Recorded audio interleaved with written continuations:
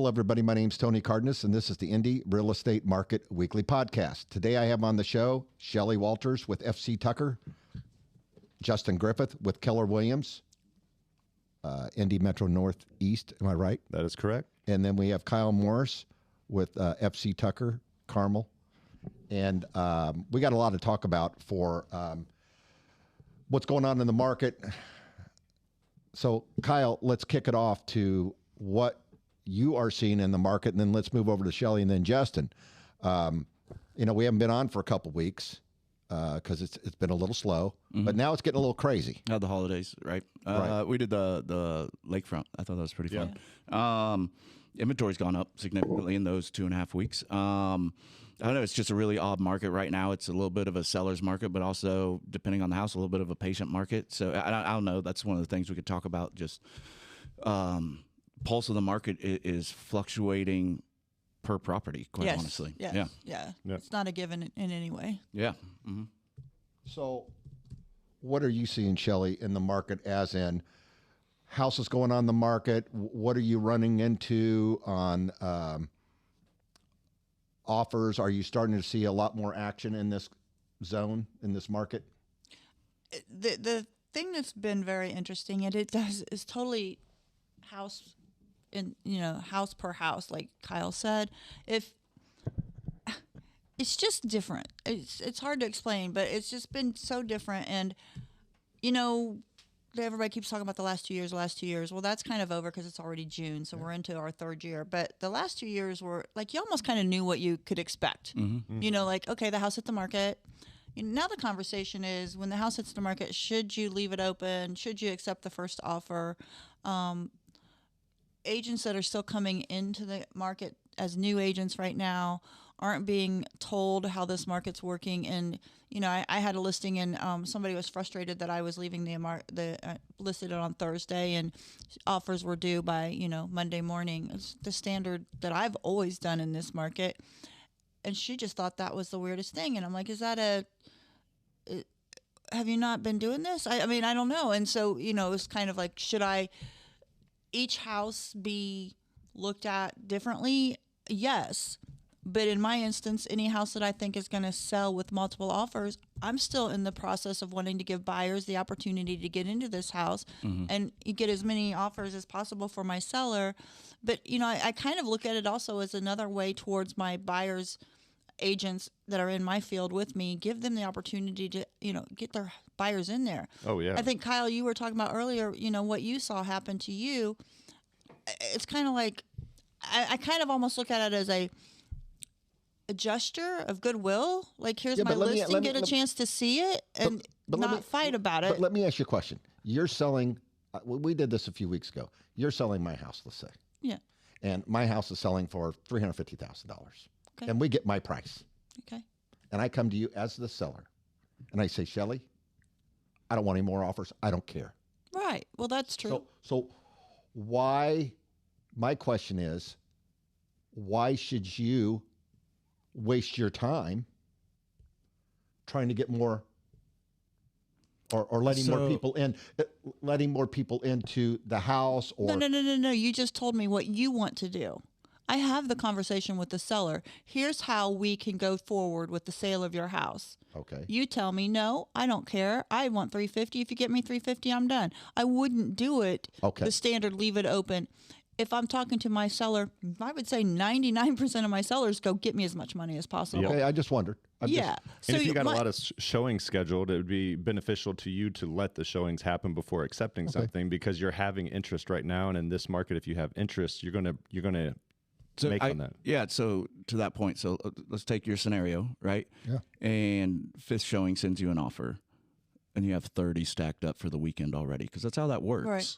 Okay. I mean, would you still make that same decision? Now, it's weird. I would go on the advice. If Shelley was my agent, I would go on the advice with Shelley. But if I said to Shelley, as a seller, to Shelley, I want to get $350. I want to move on. I want to move in this next house. I don't want to. Well, usually what happens, though, it's more like, okay, so I have an offer for $360, and I have a couple children or some pets, or I may have disabilities, and like, okay, is 360 sufficient versus like I might get 365? Like that's what's happening. Like that's more of a real world scenario than kind of like what you're saying, where it just comes in right at list. It's like, okay, why it goes quicker than usual? It's because there's a lot of other like kind of contributing factors to it, but it's never going to be like right at list. And if it was right at list with a ton of showings, like you just most likely wouldn't do it. Okay. The bigger problem we have is, you know, when you're seeing it, and it is right at list and it's happening, or I don't know. There's just but you've sold several homes at list price this year,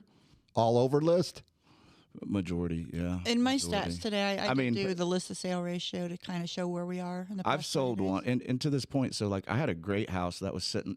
It sat on the market for like 30. No, hold on. So like sat on the market for 30 days. Absolutely amazing house. There's nothing wrong with it. Just bad timing, et cetera, et cetera, et cetera. And it went like for like a little bit under list. And then I sold one that needed $25,000 in rehab, and it sold in like 48 hours. Okay. It's a house to house that we don't know what to expect. Okay, but we were talking about before the show where I kind of get off the handle a little bit, where you guys, and I'm going to say all three of you, Shelly brought it up, like some agents don't keep the house still on the market. I just don't understand that piece. If the consumer that's selling the home says, hey, I'm happy with the order that you brought me, Shelly, there's no reason to keep it on the market. That's a discussion up front, right off the bat. I think a lot of it, too, is not every agent is selling as many homes as maybe we are right now. Yeah. So it's like, hey, if their pipeline's slow and they're getting an offer, they're like, hey, we should bounce on this.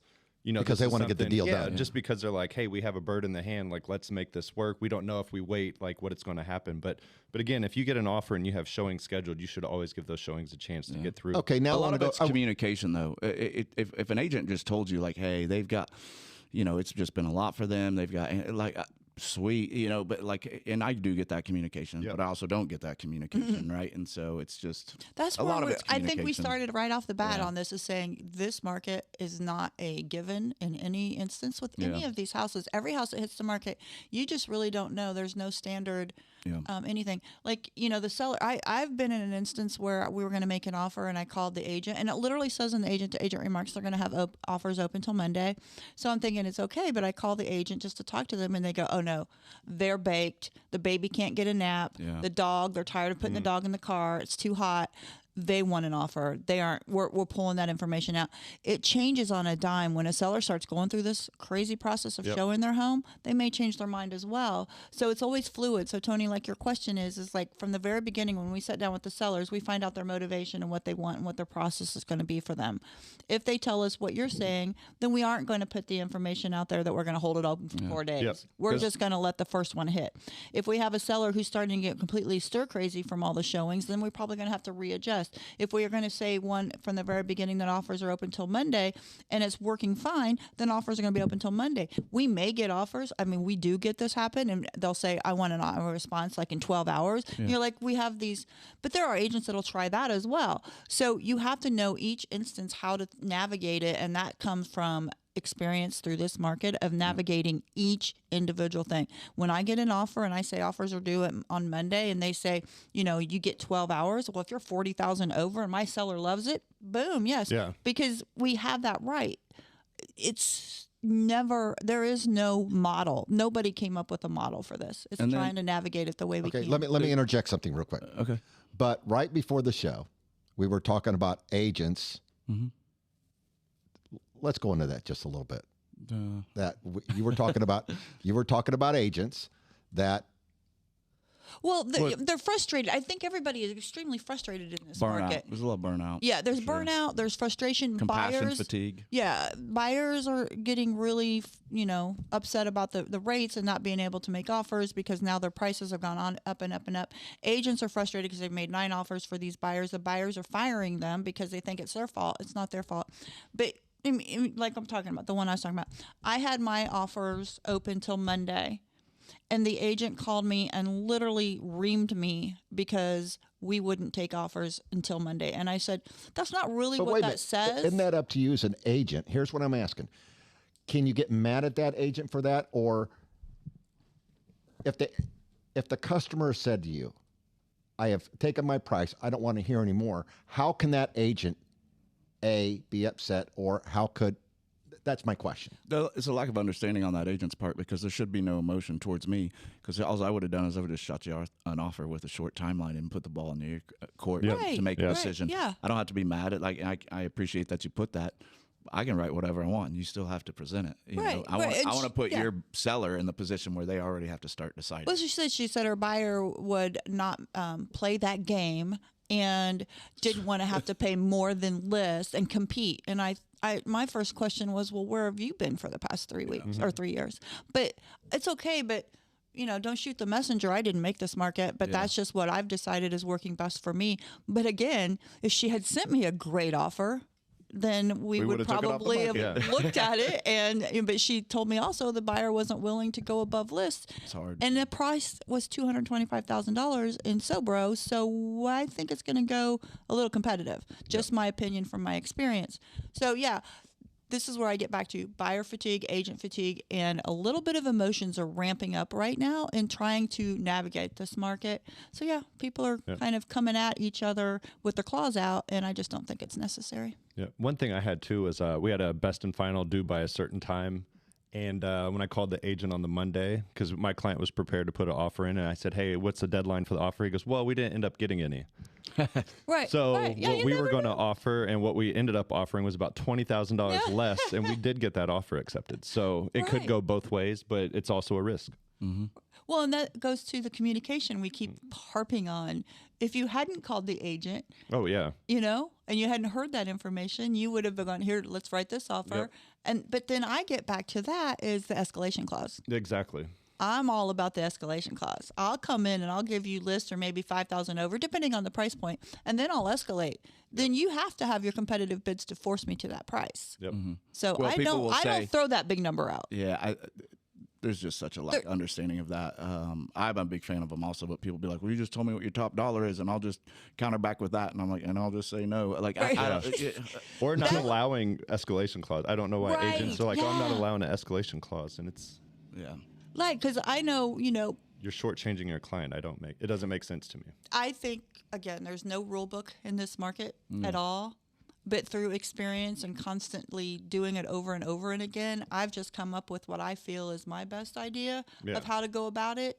And I know everybody else has their own ideas. And, it's whether or not you get the offer accepted or not. Yeah, that's a lot. I think June is going to be just as intense. So Are you guys seeing more VA and FHA offers? I've been seeing that lately because I feel like the last few years, like it was always a multiple offer situation. And I feel like those buyers now are like having a chance to get some of these homes that are sitting. And I sold a recent one to VA and it was perfectly smooth and clean and closed in 30 days. Right. Well, the FHA and VA were hard because people assume that's a worse buyer or they just don't have the money to make up Yeah. the shortage if it doesn't appraise or something like that. Right. Yep. So that's That's normally the main reason It's why. a complete lack of understanding. I have a gentleman who did a VA loan, 0% down.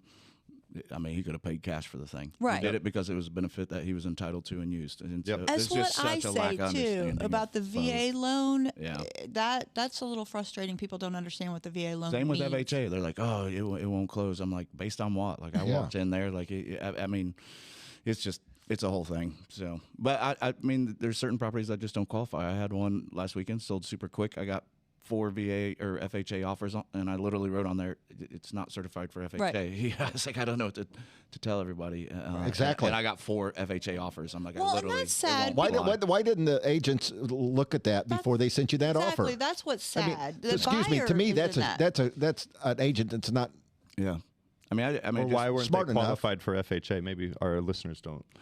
So for this one in particular, it was a condo complex, and there you go. and so they got rid of allowing rentals back in 2014, and as soon as they did that, it doesn't meet for the condos for the 10% threshold for there to be rentals there, so it lost its FHA certification since, like in 2014, and they just didn't want rentals there. Whatever it is, what it is.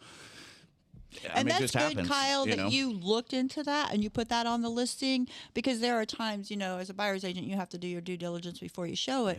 But even if you've got I mean, what that if I was in under there, contract on that and I hadn't, right, right, falls and now you're a apart? seller. You didn't protect your seller from a contract that's not even going to be able to close. Right. And we're buying another property that would have delayed that one. Like, it's Right. just a huge Yeah. domino effect. That's getting ready for the listing is a great way. But the FHA is there, and if you've got a buyer that's FHA, that's one thing agents and really need to look into. Yeah, is and the making sure FHA it's condos. certified. The FHA rates aren't bad right now because they are at basically you could squeeze somebody in at 6.675 on a 30-year fixed, and on VA you're talking more like 6.75. Not bad. Not bad Okay, at all. they're actually getting a little bit better pricing than the conforming, because the conforming. Are you guys sitting down? 7.25. Well, let me tell you something. Our rate sheet through the mortgage network that I'm looking through, you're definitely calling 7.125 to 7.5 easily. But Jeez. I mean, if you got super credit and you got 20% down, you might be able to get somebody at 6.75. But you better be ready to go, because that thing's going to leave probably by the end of the day. There's been a lot of rate changes today. When we always talk about when we talk about sixes, I'm like, all right, sixes. Yeah, it's a seven good deal. sounds high. Yeah. Sixes sounds normal. 2005 Seven numbers. sounds high. It's funny. I talked to a client of mine today that called me this morning and asked me a question. I said, Gary, do you remember your rate at? And he started laughing on the phone. He goes, dude, you guys locked me in at 2.625 on a 30-year fix. And he goes, I'm never paying this thing off. I'm going to take advantage of it, because, I mean, we're basically 5 points over. Yep. Yeah. 5 points over. And this is a guy it's 24 months ago. 24 months ago. That's the one thing I'll say. We started saying this like in January, February. If you have a 3 point, you're never, 3%, you're not going to move. That's all I hear now. I do too. Like, I think a lot of new people are going to become landlords. Sellers are just You're constantly, absolutely I'm not moving. I've got a 2.9. I got a 3.2. I'm not Well, moving. And I've heard that more and more in the past I know, couple but months. that's good and that's bad. And here in a couple weeks or next week, we're going to have Raquel on the show, and we're going to talk about first-time home buyers, what they have to experience to pay to get out of the rental market to get into the buyer's market. Yeah, and next week, Raquel's going to beat us up. I'm telling you why. Raquel's going to beat us up. Raquel's helps us behind the scenes, and she's over here looking at me right now, biting her nails, and she is going to beat us up, because we know she's going to come with some questions that are going to be like the G.I. Joe with the Kung Fu grip. Well, anyway, you know what, though? She's this will be next week if you guys want to listen to it, because Raquel is really, really talking from her age group, her point of view. Right. She's 26. 26 and, years old. In that age group where they're just looking at housing and trying to purchase a home. That's right. You got to pay in the sevens to get in the game, and money down, and the money down, FHA 3.5%. But the bottom line is, we're going to have Raquel on the show next week. Hey guys, we're at 17 minutes into the game right now. Why don't we go over Carmel stats, Shelley? If you could go through that. What do we got in Carmel this week, Shelley? Okay, so or in the last 7 days. We aren't getting inventory still. 43 currently active on the market. But this is the interesting thing I found in doing the stats. Okay. Only 16 pended in the past 7 days. Okay. So pendings were way down in Carmel. We're usually seeing at least 50 to 60% of the houses hitting the market were pending within that 7 days. That's not happening. And then for 43 being on the market this past 7 days, in 2022, 69 hit the market this very week. So we're down, about 25% on that. Currently active in Carmel are 91, anywhere from 237 to 3.6 million. 29 of those are new builds, so we're down to like 60 active in any price point to pick from. And in the past 30 days, 148 homes sold. The average day on market was 4. So looking at the list to sale ratio, this is what we're kind of talking about. In the past 30 days, the list to sale ratio is 101. So we're just a little over list price. We're not going crazy, so just a little bit. So just that tells everybody, if you're an agent trying to write offers, you're not probably going to get it for list. How many days on market? I'm sorry. It's 4 average day of the market in the past 30 days. Wow. Okay. So Westfield, we have 45 that have hit the market in 2022. There were 65, so we're low. Only 8 pended in Westfield. So out of the 45, only 8 pended. So that's just showing houses are not selling right now. So the past 30 days, we had 4 days on market. I'm very curious what's going to happen in the next 30 days with days on market. Currently active in Westfield, 208, but 121 are new builds, anywhere from 260 to 3.2. And sold in the past 30 days, 152. And 67 of those were new builds, so quite a few of those. And average days on market there is 8. And then Zionsville, 21 hit the market, 20 in 2022. So standard Zionsville just kind of stays even steady there on that number, but only 9 pended in Zionsville. Wait a minute, 22 in the last 7 days? 21 hit in the past 7 days. And how many sold? 9. Boy, that's so short. houses, yeah. So, kind of where we think that these houses are going to fly off the shelf like they were. My stats show Carmel, Westfield, and Zionsville. That was not the case in the past 7 days. Currently, 52 are on the market in Zionsville, anywhere from 290 to 9.9. In the past 30 days, 51 sold. Average days on the market, 4. And the average list to sale price was 1.102%, so a little higher in Zionsville because of the lack of inventory. So those are my stats. It's also vacation week. A lot of people take vacations. right. Let's. It was also graduation week like crazy. Everybody was busy with graduation last week. Hey, let's shoot over to Broad Ripple with Justin from Keller Williams. Yes. Broad Ripple, we have 3 that are still on the market that were listed this week. 4 of the... All right, I'm sorry. We had 7 new hit the market. Okay. 4 are pending, and we had 5 closings priced anywhere from $275 to $319. We also have 1 for sale in Broad Ripple right now at $102,000. Yeah. That's a just shack. so I low, bet I wanted can to look let it up people right know. now. Maybe not. 634 Gone square already. feet, 1913 East 67th Street. So I know we always talk about big numbers here. I just wanted to point that out. That's a low listing. So It is, but it's a tiny house. It's almost still almost 200 a square foot. Yeah, exactly. But the average price in Broad Ripple was $319. 8 days on the market was the average, and on these, all 5 of those closed for at or above list price. Meridian Kessler, we had 13 hit the market, 10 of which pended. We had 7 closings priced anywhere from $365 up to $1.4 million, and all of those went over ask price except for 2 of them. So. Wow. Yeah, we're still have small inventory. What was the low on Meridian Kessler again? The low was $365 and the high was $1.399. Wow. And even the $1.4 million went over. And days on market? The days on market is 5 on the median and 10 on the days. Okay. What else you got? Bates Hendricks, we had 4 hit the market, 1 pended, and we had 2 closings. The average price at $262. Days on market are going up to 28 right now on average. Both of those closings were also over ask price. Okay.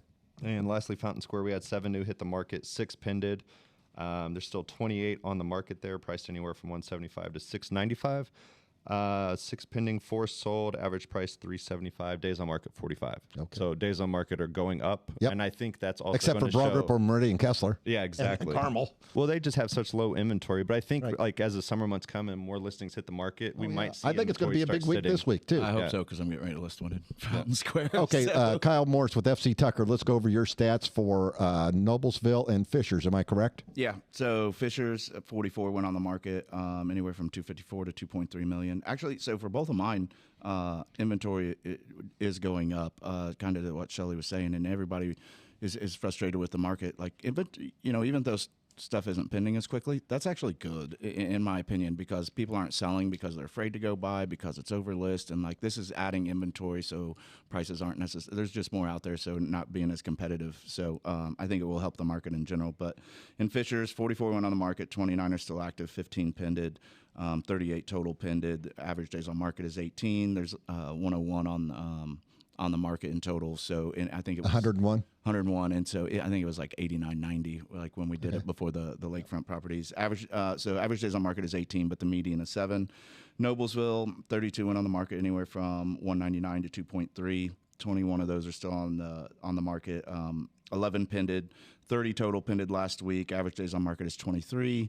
92 are on the market in Noblesville, and the median is 10.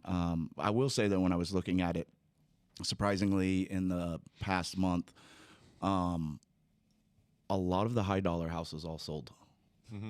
Over a mil. A lot of them all, some of them been sitting, stuff like that. Some of them set 30, blah, blah, blah. But majority of them actually have pended now. Wow. So as we sit here and talk about, I mean, obviously, start getting in that price point, interest rates are a different situation, blah, blah, blah. But yeah, a lot of those higher ones actually. That's the word of the day, sold. Shelley. Blah, blah, blah, blah, blah. Exactly. He normally has some very sophisticated words, but we went down the 5th grade level right now, and I absolutely, are you smarter than a 5th grader? Hey, dude, it's still a 3-syllable word. That's all I'm saying. Right. Shelley, I want to get back to something that I was very argumentative about at the beginning of the show, and I kind of came down to earth. Let me ask you a question. For our listeners and other agents, what frustrates you guys? I look at you guys as top professional agents. What are you seeing that agents that are doing on offers that are hurting their clients? I'm not talking about the price part. What are you seeing? Filling out the contract correctly. Just really, I mean, you really get contracts. I'm asking for educational reasons. You actually get contracts that aren't not filled out properly. Yeah, Yes. I have some pet peeves. Isn't that some liability on that agent? No, it's not Okay. illegal or anything. It's just not helpful to their buyer. But I just have some pet peeves about how a purchase agreement is filled out.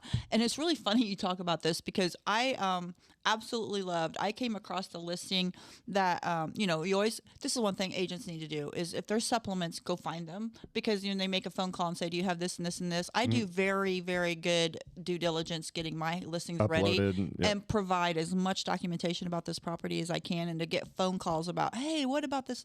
It's in the supplements. Yep. And I'm out, I'm driving or something, and I can't. But sometimes they're out and driving too and can't pull it up too, right? Like, Right, but I don't memorize yeah. everything they're asking. But the thing is they had how to make an offer sheet, and I loved it. He literally said how he wanted that purchase agreement written. And I'm like, you know what? That's cool because I went and I did piece by piece by piece what he said, and I wrote it the way he wanted. Oh, 100%, yeah. Yeah, and I loved it. And I'm like, I'm stealing that because I have ways I want to, because I'll call an agent and go, here's my biggest pet peeve. When you have that thing where you write in, it's line 87, because I always write, line 87 is to be NA. My opinion. I would love to have a broker or somebody really explain to me. But when you say closing to be on June 30th or within 3 days of final mortgage approval, that could be next March. Oh, yeah. I say no. Line 87 is NA. That's my biggest pet peeve right there is do not leave me an open-ended closing date. Yep. Because that also, in my opinion, sorry, Tony, makes the lender go, oh, I don't have to really worry about the closing date. So I have a couple of others. That's one of mine. Yep. Okay. What's one of yours, Kyle? Let's don't beat them up too bad, but what's something that kind of irritates you that you see somewhat consistently? I can tell the professionalism and the tone of the offer by how it is written. I mean, there's just an art to it. Something as simple as saying, like, see these, like if there's other as-is addendums, blah, blah, blah, putting that in further conditions and typing in the exact word or the exact name of the document, like that's how you would address something like that. I was taught to put NA when something doesn't apply. Don't leave it blank. Right. There's Absolutely. just a lot. Because if you don't have if it's blank, they can say, "Oh, I meant that to be 7." That's You're like, exactly right. now what do we do? Yeah, I it don't just let opens blanks it happen up. either. But I don't. Okay, so I feel like I will make a phone call if I have a question, but I don't know. it's not about the phone call. It's just like, what are you seeing? And some of it, you're seeing lines that are blank that aren't filled in. Bottom line. I don't know. I just don't really have a pet peeve too much outside of when it's just not written correctly. Okay. So where I'll get a pre-approval or I'll have an offer conveyed to me in a certain way verbally or through a text or through an email and the document does not line up with that. All right. Yep. Justin, what's yours? Mine is more just on the feedback side. I just the communication with other agents, I think especially in this market, is dire. Like it's just like you really need to have great communication. And I feel like right now there's many agents that are not fulfilling that part of their obligations. And I think that it makes our jobs much worse, like much more difficult when you have a listing and it's like, hey, why isn't it selling? And you're trying to give feedback, but there's literally no feedback. I've called brokers. Like I've been calling brokers lately, and I've been getting my feedback. So okay, I got an offer last week on the condo that we were talking about. I got an offer in my inbox. I never got a text. Yes. Never got a call. I tried to call back. I never got a call back. I tried to text. I never got a response. But I had an offer that came in, and I had no idea it was coming. Blah blah. There wasn't even feedback left saying that it was coming. And I was. That's crazy, isn't it? Yeah, I get I'm those just like, too. But here's the thing. At least you sold the house. Did you sell it? Not to that person. Right. Okay. You don't even. I mean, know there was that. better offers. It's not because of that. Well, hey, we're 29 minutes into the game. the show right now, and I appreciate everybody. Shelly, if somebody wanted to get a hold of you, what company you work for, telephone number, how can they contact you, please? You can reach me on my cell phone, 317-201-2601, Shelly Walters Realty Group. Okay, let's go over to Keller Williams. Justin? 317-507-5599 and fishers.realestate or customcontainerbuilders.com. Kyle Morris, FC Tucker. It's Morris Property Group with FC Tucker, 317-649-5122. Okay, everybody. Hey, thanks for listening this week, and we'll talk to you next week.